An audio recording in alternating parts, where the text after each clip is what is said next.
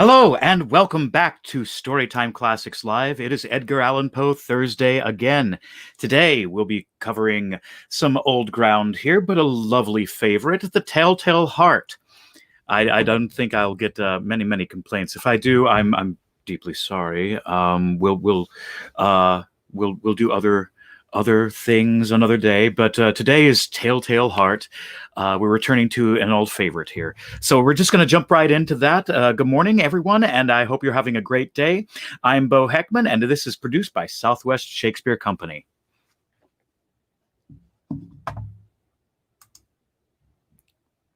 True. Nervous. Very, very dreadfully nervous. I had been and am. But why will you say that I am mad? The disease had sharpened my senses, not destroyed, not dulled them. Above all was the sense of hearing acute. I heard all things in the heaven and the earth. I heard many things in hell. How then am I mad?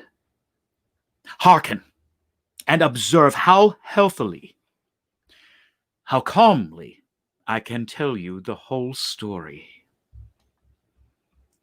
It is impossible to say how first the idea entered my brain, but once conceived, it haunted me day and night. Object, there was none. Passion, there was none. I loved the old man. He had never wronged me. He had never given me insult. For his gold I had no desire. I think it was his eye. Yes, it was this. He had the eye of a vulture, a pale blue eye with a film over it. Whenever it fell upon me, my blood ran cold. And so, by degrees, very gradually, I made up my mind to take the life of the old man, and thus rid myself of the eye forever. Now, at this point, you fancy me mad. Madmen knew nothing, but you should have seen me. You should have seen how wisely I proceeded, with what caution, with what foresight, with what dissimulation I went to work. I was never kinder to the old man than during the whole week before I killed him. And every night, about midnight, I turned the latch of his door and opened it. Oh, so gently. And then, when I had made an opening sufficient for my head, I put in a dark lantern, all closed so that no light shone out. And then I thrust in my head. Oh, you would have laughed to see how cunningly I thrust it in. I moved it slowly, very, very slowly, so that I might not disturb the old man's sleep. It took me an hour to place my whole head within the opening so far that I could see him as he lay upon his bed. Would a madman have been so wise as this? And then, when my head was well in the room, I undid the lantern cautiously. Oh, so cautiously. Cautiously. For the hinges creaked.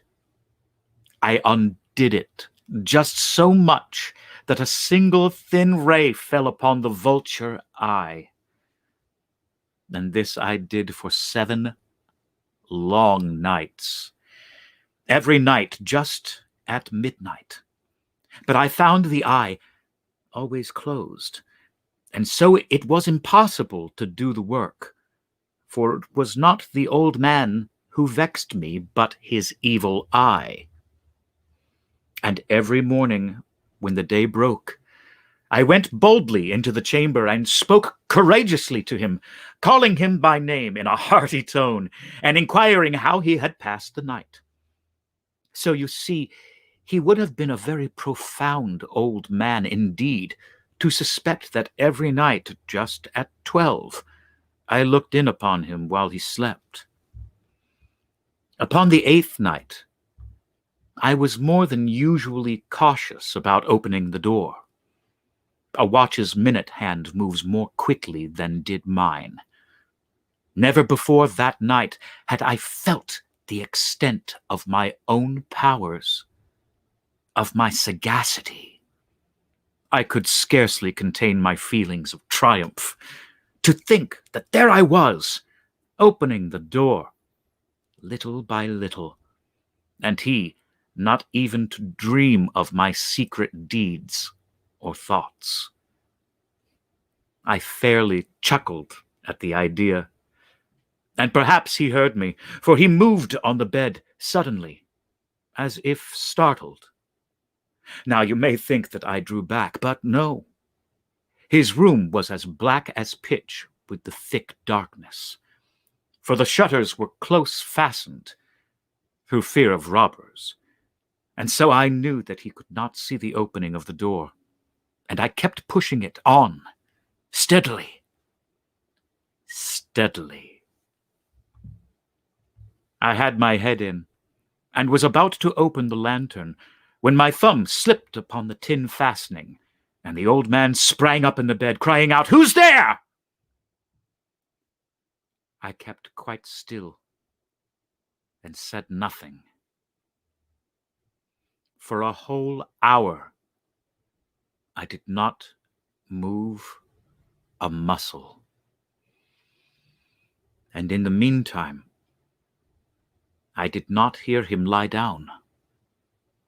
He was still sitting up in the bed, listening, just as I have done, night after night, hearkening to the death watches in the wall. Presently, I heard a slight groan, and I knew it was the groan of mortal terror. It was not a groan of pain or grief. Oh, no. It was the low-stifled sound that arises from the bottom of the soul when overcharged with awe. I knew the sound well. Many a night, just at midnight, when all the world slept, it has welled up from my own bosom, deepening, with its dreadful echo, the terrors that distracted me. I say I knew it well. I knew what the old man felt, and pitied him. Although I chuckled at heart, I knew that he had been lying awake ever since the first slight noise, when he had turned in the bed. His fears had been ever since growing upon him. He had been trying to fancy them causeless, but could not. He had been saying to himself, "It is nothing but the wind in the chimney. It is only a mouse crossing the floor. Or it is merely a cricket which has made a single chirp." Yes, he had been trying to comfort himself with these suppositions, but he had found all in vain. All in vain, because death, in approaching him, had stalked with his black shadow before him and enveloped the victim. And it was the mournful influence of the unperceived shadow that caused him to feel, although he neither saw nor heard, to feel the presence of my head within the room.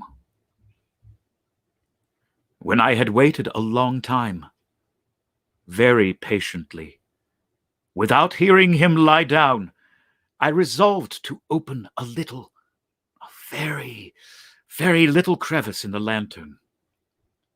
So I opened it. You cannot imagine how stealthily, until at length a single dim ray, like the thread of a spider, shot out from the crevice and fell upon the vulture eye. It was wide open, and I grew furious as I gazed upon it.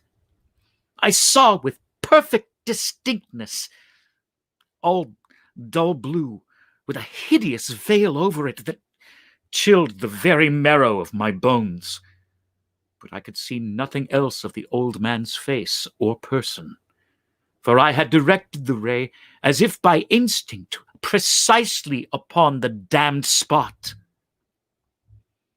And have I not told you that what you mistake for madness is but over-acuteness of the senses?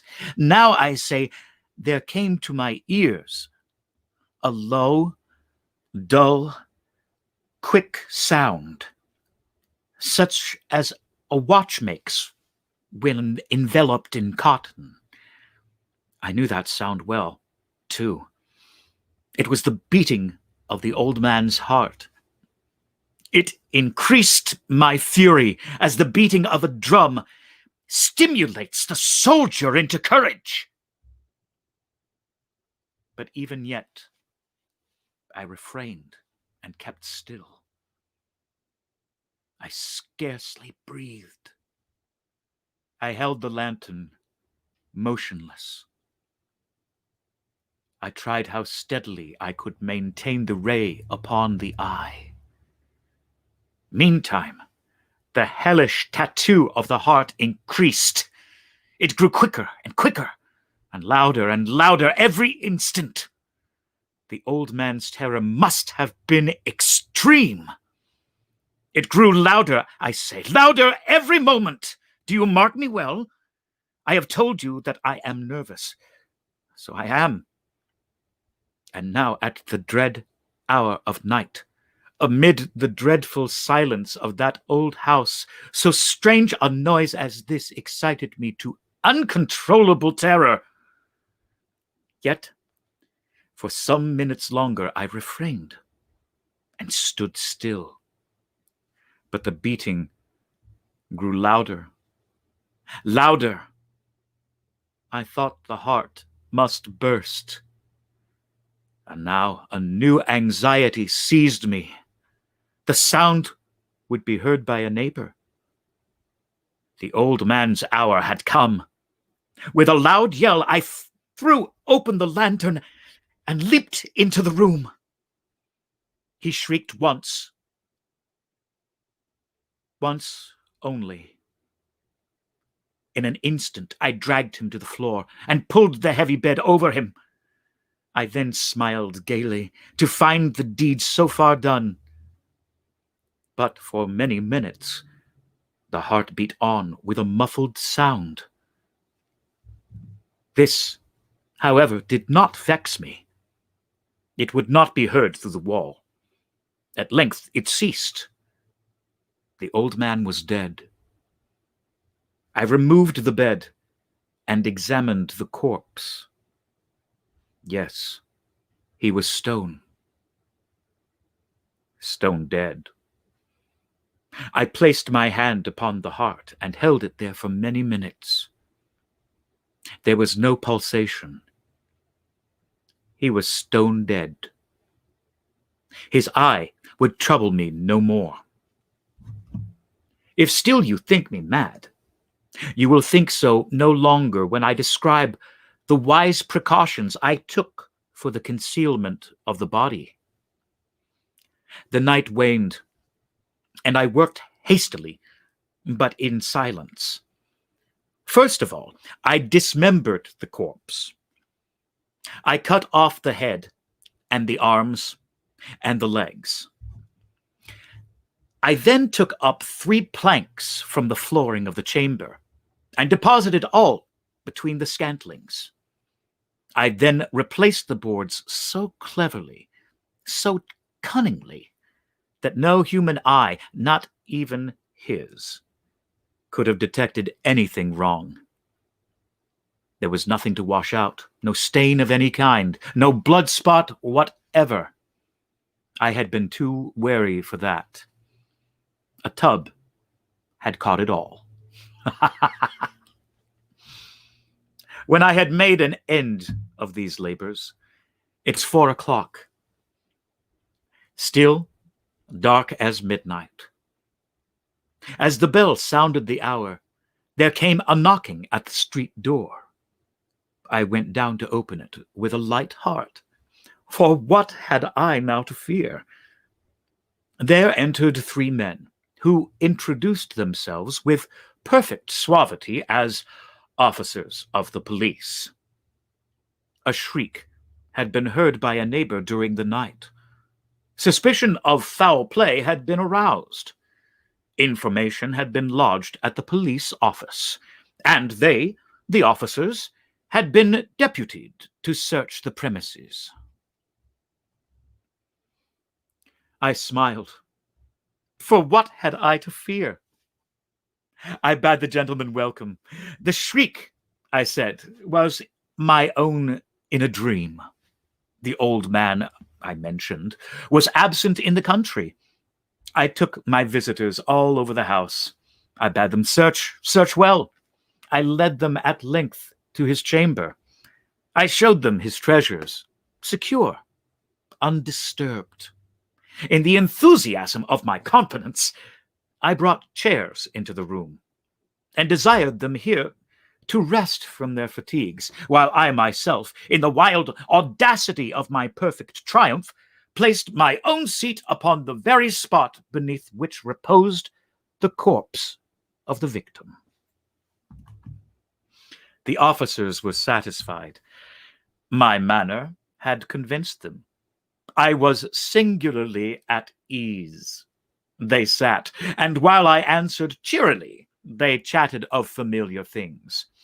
But ere long, I felt myself getting pale and wished them gone. My head ached, and I fancied a ringing in my ears. But still they sat and still chatted. The ringing became more distinct. It continued and became more distinct. I talked more freely to get rid of the feeling, but it continued and gained deftness, until at length I found that the noise was not within my ears. No doubt I grew very pale, but I talked more fluently and with a heightened voice. Yet the sound increased, and what could I do? It was a low, dull, quick sound, much such a sound as a watch makes when enveloped in cotton. I gasped for breath, and yet the officers heard it not. I talked more quickly, more vehemently, but the noise steadily increased. I arose and argued about trifles in a high key with a violent gesticulations, but the noise steadily increased. Why would it not be gone? I placed the floor to and fro with a heavy strides, as if excited to fury by the observations of the men, but the noise steadily increased. Oh God, what could I do? I foamed, I raved, I swore. I swung the chair upon which I had been sitting and grated it upon the boards, but the noise arose over all and continuously increased. It grew louder, louder, louder, and still the men chatted pleasantly and smiled. Was it possible they heard it not? Almighty God, no! They heard, they suspected, they knew. They were making a mockery of my horror. This I thought, and this I think. But anything was better than this agony. Anything was more tolerable than this derision. I could bear those hypocritical smiles no longer. I felt that I must scream or die. And now, again, hark! Louder, louder, louder, louder! Villains! I shrieked. Dissemble no more! I admit the deed! Tear up the planks! Here, here! It is the beating of his hideous heart!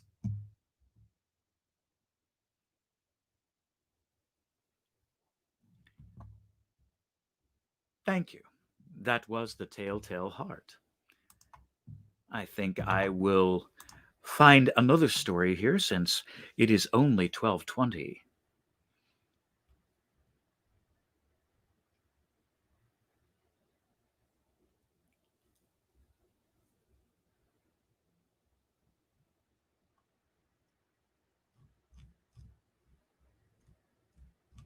I hope everyone is having a great day today.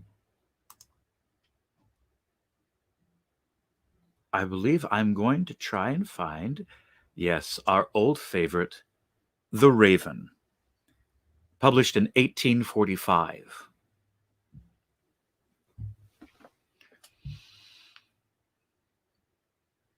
Once, upon a midnight dreary, while I pondered, weak and weary, over many a quaint and curious volume of forgotten lore, while I nodded, nearly napping, suddenly there came a tapping, as of someone gently rapping at my chamber door. "'Tis some visitor," I muttered, "tapping at my chamber door, only this, and nothing more." Distinctly I remember it was in the bleak December, and each separate dying ember wrought its ghost upon the floor. Eagerly I wished the morrow. Vainly I had sought to borrow from my books surcease of sorrow.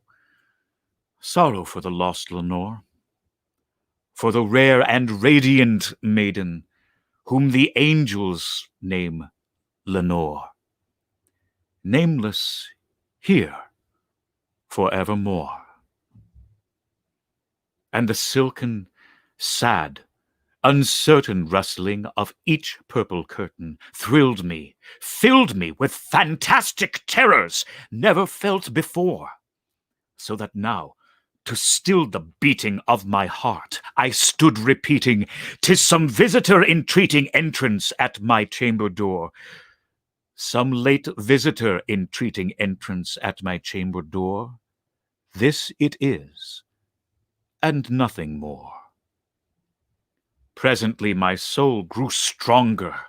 Hesitating then no longer, "Sir," said I, "or madam, truly your forgiveness I implore. But the fact is, I was napping, and so gently you came rapping, and so faintly you came tapping at my chamber door, that I scarce was sure I heard you. Here I opened wide the door. Darkness there, and nothing more. Deep into that darkness peering, long I stood there, wandering, fearing, doubting, dreaming dreams no mortal ever dared to dream before. But the silence was unbroken, and the stillness gave no token, and the only word there spoken was the whispered word, "Lenore?" This I whispered, and an echo murmured back the word, "Lenore?" Merely this, and nothing more. Back into the chamber turning, all my soul within me burning, soon again I heard a tapping, somewhat louder than before.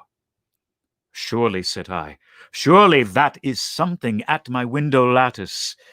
Let me see, then, what thereat is, and this mystery explore. Let my heart be still a moment, and this mystery explore. 'Tis the wind, and nothing more." Open here I flung the shutter, when with many a flirt and flutter there stepped a stately raven of the saintly days of yore. Not the least obeisance made he, not a minute stopped or stayed he, but with mien of lord or lady, perched above my chamber door, perched upon a bust of Pallas just above my chamber door, perched and sat, and nothing more. Then this ebony bird, beguiling my sad fancy into smiling, by the grave and stern decorum of the countenance it wore. Though thy crest be shorn and shaven, thou, I said, art sure no craven, ghastly, grim, and ancient raven, wandering from the nightly shore. Tell me what thy lordly name is on the night's Plutonian shore. Quoth the raven, nevermore. Much I marveled this ungainly fowl to hear discourse so plainly, though its answer little meaning, little relevancy bore.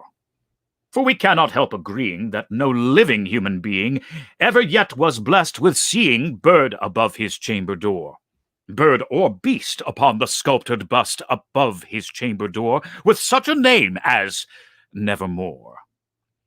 But the raven, sitting lonely on the placid bust, spoke only that one word, as if his soul in that one word he did outpour. Nothing further he uttered, not a feather then he fluttered, till I scarcely more than muttered, other friends have flown before, on the morrow he will leave me, as my hopes have flown before. Then the bird said, nevermore. Startled at the stillness broken by reply so aptly spoken, doubtless, said I, what it utters is its only stock and store caught from some unhappy master, whom unmerciful disaster followed fast and followed faster, till his songs one burden bore, till the dirges of his hope that melancholy burden bore of never, nevermore. But the raven still beguiling all my fancy into smiling, straight I wheeled a cushioned seat in front of bird and bust and door. Then, upon the velvet sinking, I betook myself to linking fancy unto fancy, thinking what this ominous bird of yore, what this grim, ungainly, ghastly, gaunt, and ominous bird of yore meant in croaking nevermore. This I sat engaged in guessing, but no syllable expressing to the fowl, whose fiery eyes now burned into my bosom's core. This and more I sat divining, with my head at ease reclining on the cushion's velvet lining that the lamplight gloated o'er, but whose velvet lining, with the lamplight gloating o'er, she shall press. Ah, nevermore. Then methought the air grew denser, perfumed from an unseen censer swung by seraphim, whose footfalls tinkled on the tufted floor. Wretch, I cried, thy God hath lent thee, by these angels he hath sent thee, respite, respite, and nepenthe, from my memories of Lenore. Quaff this kind nepenthe, and forget this lost Lenore. Quoth the raven, nevermore. Prophet, said I, thing of evil, prophet still if bird or devil, whether tempter sent or whether tempest tossed thee here ashore, desolate yet all undaunted on this desert land enchanted, on this home by horror haunted, tell me truly, I implore, is there balm in Gilead? Tell me, I implore. Quoth the raven, nevermore. Prophet, said I, thing of evil, prophet still if bird or devil, By that heaven that bends above us, by that God we both adore, tell this soul with sorrow laden, if that the distant Aidenn it shall clasp a sainted maiden, whom the angels name Lenore. Clasp a rare and radiant maiden, whom the angels name Lenore. Quoth the raven, nevermore. Be that word our sign in parting, bird or fiend, I shrieked, upstarting. Get thee back into the tempest and the night's Plutonian shore. Leave no black plume as a token of that lie thy soul hath spoken. Leave my loneliness unbroken. Quit the bust above my door. Take thy beak from out my heart, and take thy form from off my door. Quoth the raven, nevermore. And the raven, never flitting, still is sitting on the pallid bust of Pallas just above my chamber door. And his eyes have all the seeming of a demon's that is dreaming, and the lamplight o'er him streaming throws his shadow on the floor. And my soul from out that shadow lies floating on the floor, shall be lifted nevermore. That's always a fun one. We still have a little bit of time left, so I'm going to find something else here. Hope everybody enjoyed that one. If you didn't, keep it to yourself. I'm just joking.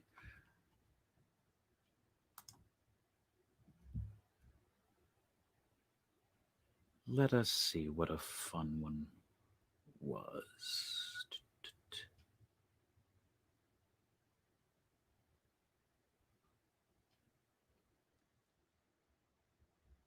Let's try A Dream Within a Dream, published in 1850.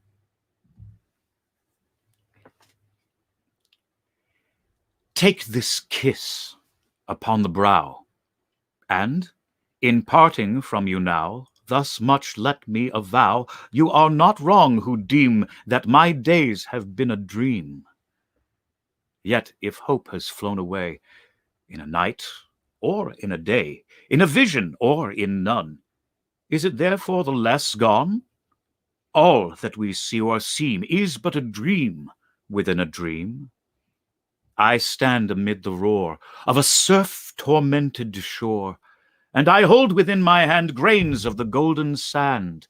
How few, yet how they creep through my fingers to the deep, while I weep. O God, can I not grasp them with a tighter clasp? O God, can I not save one from the pitiless wave? Is all that we see or seem but a dream within a dream?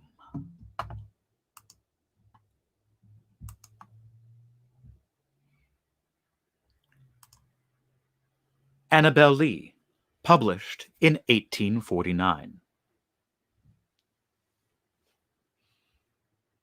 It was many and many a year ago, in a kingdom by the sea, that a maiden there lived whom you may know by the name of Annabel Lee.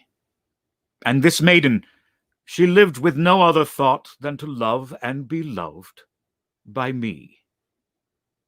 She was a child, and I was a child in this kingdom by the sea, but we loved with a love that was more than a love, I and my Annabel Lee, with a love that the winged seraphs of heaven coveted, her and me.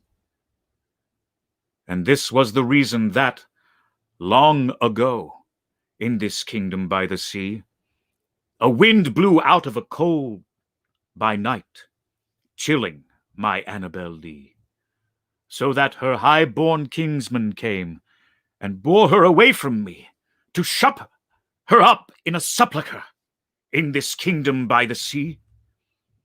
The angels, not half so happy in heaven, went envying her and me. Yes, that was the reason, as all men know in this kingdom by the sea, that the wind came out of a cloud, chilling and killing my Annabel Lee. But our love, it was stronger by far than the love of those who were older than we, of many far wiser than we. And neither the angels in heaven above, nor the demons down under the sea, can ever dissever my soul from the soul of the beautiful Annabel Lee. For the moon never beams without bringing me dreams of the beautiful Annabel Lee, and the stars never rise but I see the bright eyes of the beautiful Annabel Lee.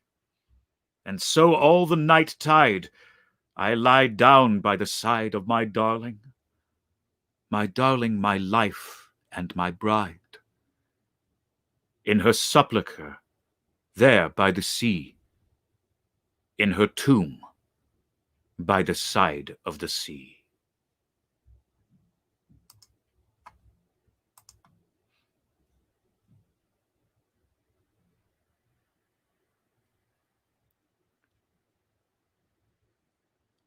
Let's try The Haunted Palace. Published in 1839.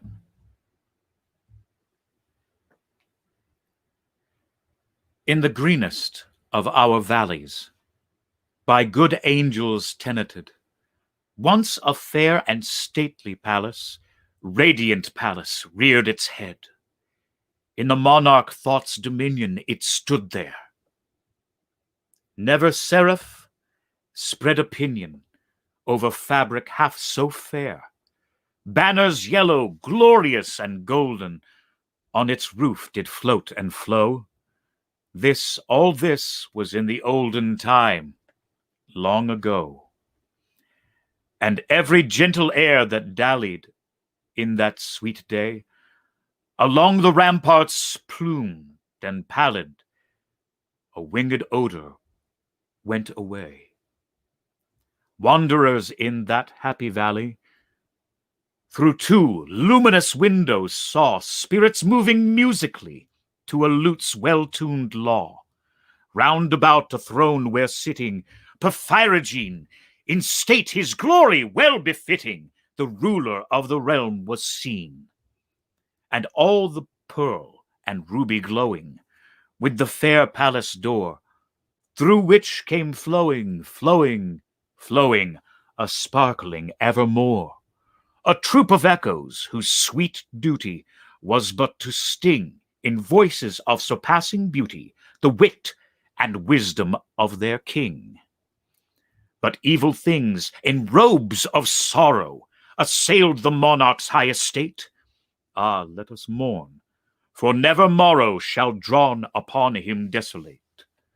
And round about his home the glory that blushed and bloomed is but a dim remembered story of the old time entombed.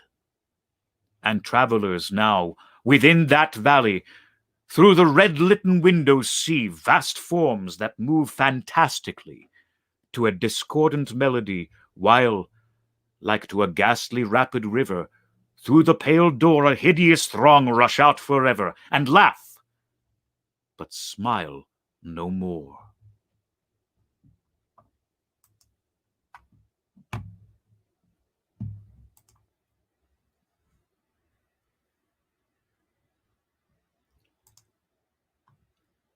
El Dorado, published in 1849.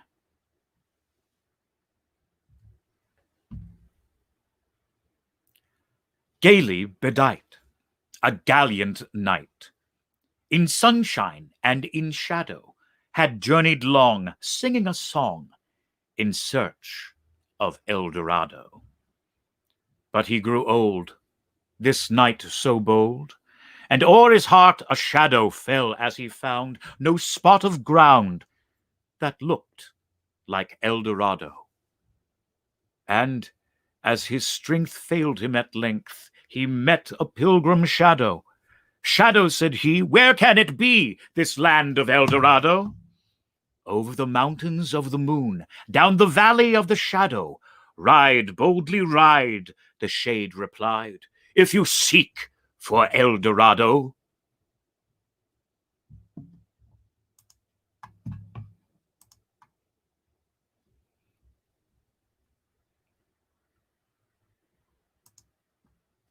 Lenore,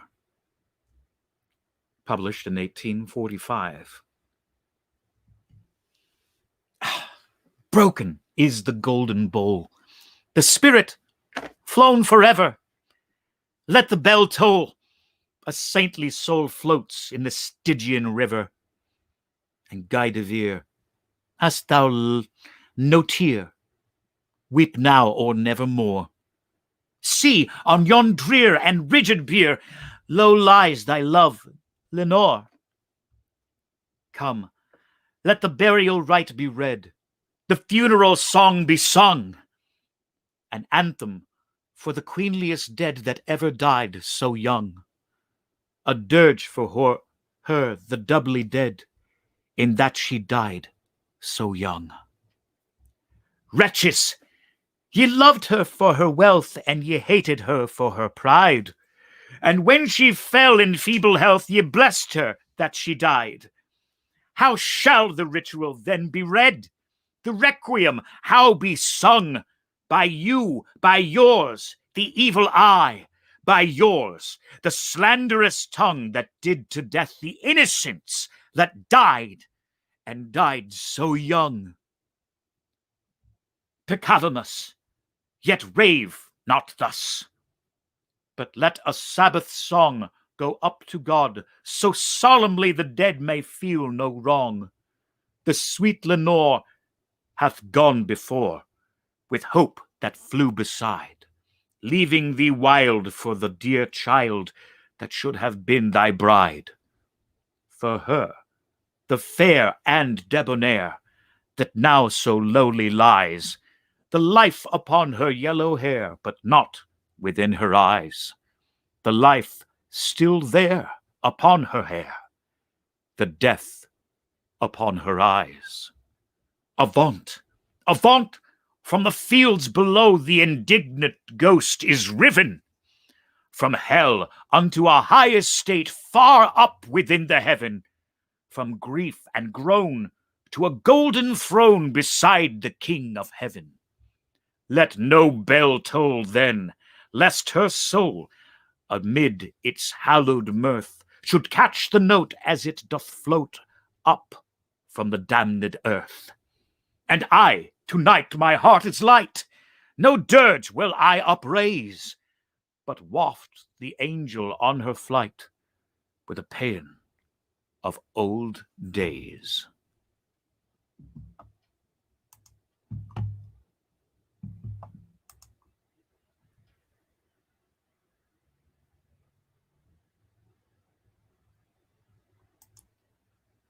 Spirits of the Dead, published in 1829.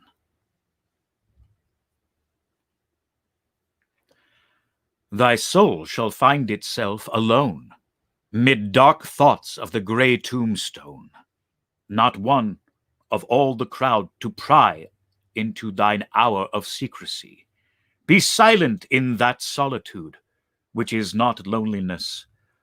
For then the spirits of the dead, who stood in life before thee, are again in death around thee, and their will shall then overshadow thee. Be still. For the night, though clear, shall frown, and the stars shall not look down from their high thrones in heaven, with light like hope to mortals given, but to their red orbs without beam, to thy weariness shall seem as a burning and a fever, which would cling to thee forever. Now our thoughts thou shalt not banish, now our visions near to vanish. From thy spirit shall they pass, no more like dewdrop from the grass.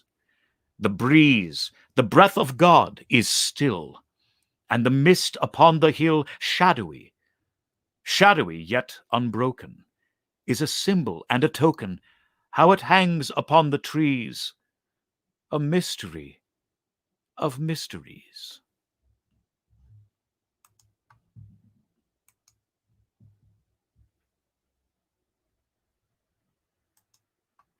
The Bells, published in 1849. Hear the sledges with the bells, silver bells. What a world of merriment their melody foretells. How they tinkle, tinkle, tinkle in the icy air of night, while the stars that oversprinkle all the heavens seem to twinkle with a crystalline delight, keeping time, time, time in a sort of runic rhyme to the tintibulation that so musically wells from the bells, bells, bells, bells, bells, bells, from the jingling and the tinkling of the bells. Hear the mellow wedding bells, golden bells. What a world of happiness their harmony foretells. Though the balmy air of night, how they ring out their delight. From the molten golden notes, and all in tune, what a liquid ditty floats to the turtle dove that listens while she gloats on the moon. Oh, from out the sounding cells, what a gush of euphony voluminously wells! How it swells, how it dwells on the future, how it tells of the rapture that impels to the swinging and the ringing of the bells, bells, bells, of the bells, bells, bells, bells, bells, bells, bells, to the rhyming and the chiming of the bells. Hear the loud alarum bells, brazen bells, what tale of terror now their turbulency tells. In the startled ear of night, how they scream out their affright.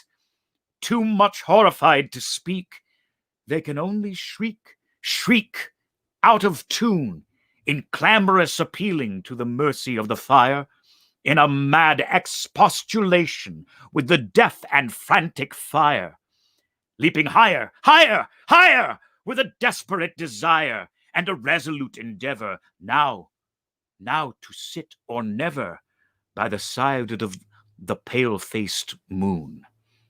Oh, the bells, bells, bells! What a tale their terror tells of despair! How they clang and clash and roar! What a horror they outpour on the bosom of the palpitating air! Yet the ear, it fully knows, by the twanging and the clanging, how the danger ebbs and flows.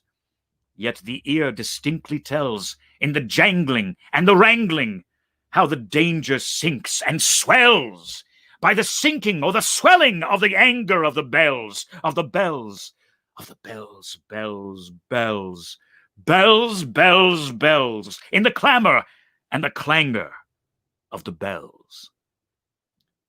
Hear the tolling of the bells, iron bells. What a world of solemn thought their monody compels. In the silence of the night, how we shiver with affright at the melancholy meaning of their tone. For every sound that floats from the rust within their throats is a groan. And the people, the people, they that dwell up in the steeple, all alone, and who, tolling, tolling, tolling in that muffled monotone, feel a glory in so rolling on the human heart a stone. They are neither man nor woman. They are neither brute nor human. They are ghouls, and their king it is who tolls. And he rolls, rolls, rolls, rolls, rolls, a paean from the bells. And his merry bosom swells with the paean of the bells. And he dances and he yells, keeping time, time, time, in a sort of runic rhyme to the paean of the bells.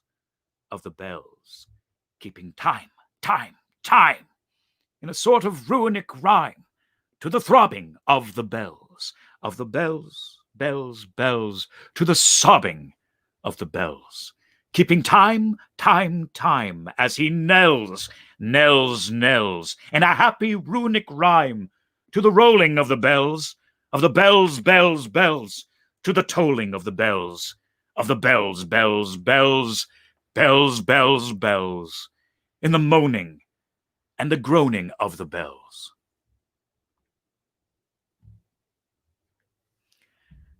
Thank you for tuning in today to Edgar Allan Poe Thursdays.